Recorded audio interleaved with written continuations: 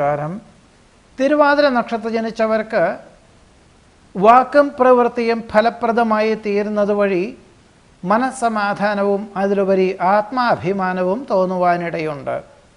പ്രവർത്തന മണ്ഡലങ്ങളിൽ നിന്നും പ്രതീക്ഷിച്ചതിലുപരി സാമ്പത്തിക പുരോഗതി കൈവന്നു ചേരുന്നത് വഴി പുതിയ കർമ്മമേഖലകളെപ്പറ്റി പുനരാലോചിക്കുവാനോ നിലവിലുള്ളതിൻ്റെ വിപുലീകരണത്തിനെപ്പറ്റി ചിന്തിക്കുവാനോ സാധ്യത കാണുന്നു.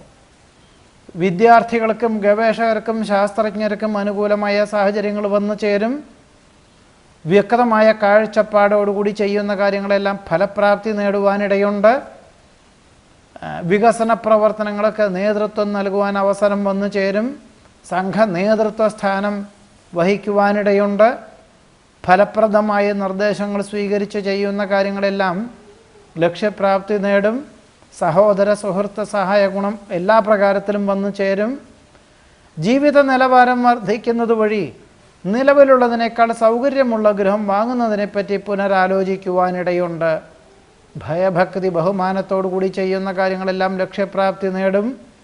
കുടുംബാംഗങ്ങളോടൊപ്പം താമസിക്കാൻ തക്കവണ്ണം തൊഴിൽ ക്രമീകരിക്കുവാനോ ഉദ്യോഗമാറ്റത്തിന് അവസരം വന്നു ചേരുവാനോ സാധ്യതയും കാണുന്നു. തിരുവാതിര നക്ഷത്രത്തിൽ ജനിച്ചവരുടെ ഈ ആഴ്ചയിലെ ഫലങ്ങളാണ് പറഞ്ഞത്.